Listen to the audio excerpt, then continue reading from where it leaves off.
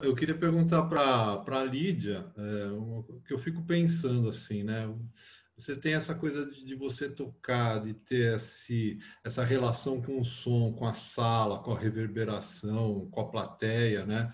Como é que é você tocar, assim, você sabendo que você está tocando, que está sendo gravado, que você não sabe direito o que vai resultar, né? O que vai ser captado por essa gravação, você não sabe quem vai ouvir, como vai ouvir, quando vai ouvir. Como é que é para você, assim, você está como intérprete numa situação dessa, como é que você lida com isso? É parecido com um estudo, é parecido com um concerto? O que te move, assim? Tem sido extremamente revelador.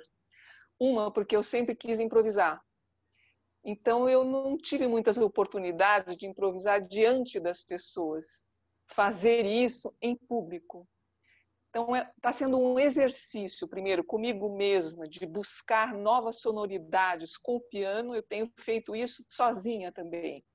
Tenho tentado criar peças, compor peças, buscando sons diferentes no piano. Quer dizer, uma intimidade maior ainda do que eu já tenho com o meu instrumento, buscando essa sonoridade, e isso está sendo o meu foco. Eu não estou pensando, por enquanto, no público. Eu estou pensando como que eu vou desenvolver esse trabalho.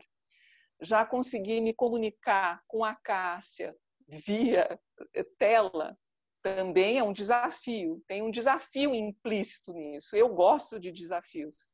O desafio de você buscar uma sonoridade, buscar uma comunicação, mesmo que seja entre telas, que não é fácil, né? Você tem vários obstáculos, mas nós temos conseguido, em determinados momentos, ultrapassar esse obstáculo, e na hora que várias vezes a gente ouviu a gravação achando que o improviso não foi tão bom. Na hora que você vai ouvir a gravação, é surpreendente.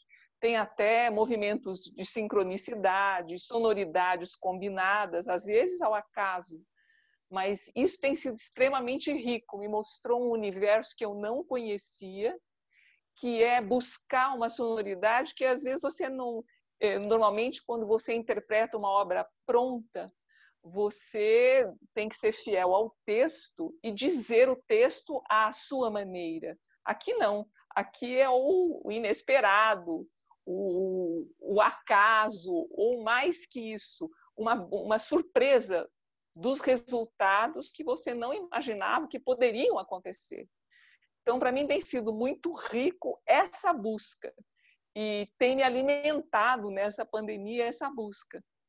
Então, eu quero, em algum momento, dividir e compartilhar essas descobertas, que para mim são, de uma certa forma, descoberta, um novo caminho em sendo uma intérprete, uma outra maneira de enxergar seu instrumento. Gostaria, em algum momento, de compartilhar com as pessoas. Mas, por enquanto, o compartilhamento vai ser através de uma gravação ou de um vídeo. Mas tem sido, acho, extremamente rico. Para mim, um alimento mesmo, uma maneira nova de ver o meu caminho como intérprete.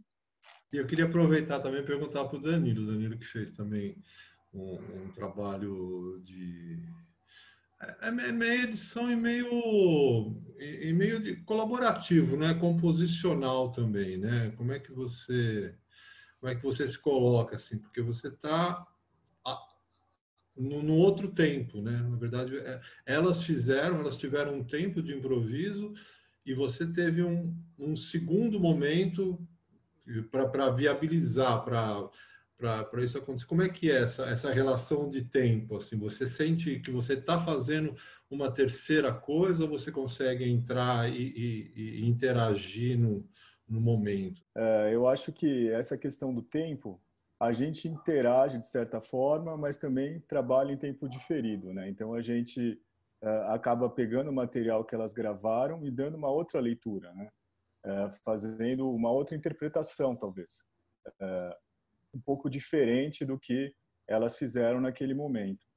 Eu procurei ali também aproveitar os elementos da paisagem sonora do momento da gravação, que foi um momento escolhido específico ali, estava na época dos panelaços diários, enfim. Então a ideia até que a Lídia e a Cássia falaram para mim, para tentar valorizar esse som da rua, né, do momento do improviso.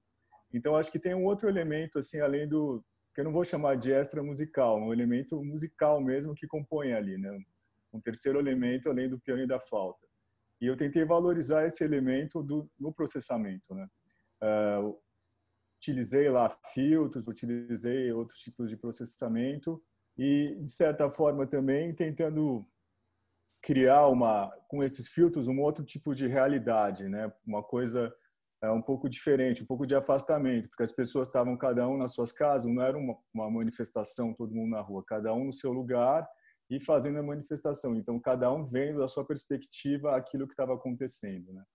Então, eu acho que a tua primeira pergunta, eu acho que é tanto um trabalho colaborativo como uma outra versão. Eu acho que as duas coisas aí se encaixam nesse modelo que a gente está trabalhando. Eu queria pegar esse assunto que foi levantado em relação às paisagens sonoras para perguntar para a Cássia, né? Cássia, você como uma musicista, instrumentista, improvisadora, como é para você uma proposta artística que desloca, acho que essa proposta musical para uma proposta que está nas mídias sociais, que está no vídeo, que está numa representação maior do que a música somente, né? Você partiu de uma proposta musical para se tornar um vídeo, para se tornar uma plataforma de conexão. Como é que é para você avançar sobre esses outros aspectos da comunicação, da cultura, da arte?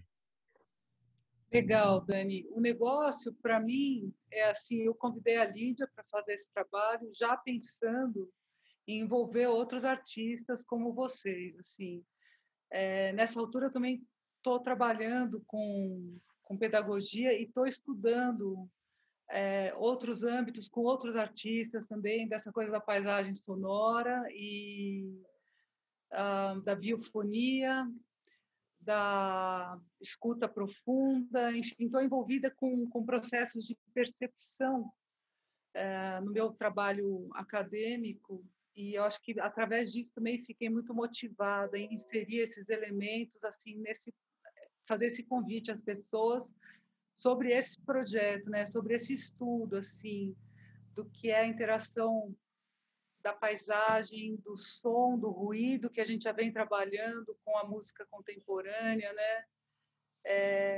Eu acho que, sobretudo, para mim, o que me interessa muito é a convivência.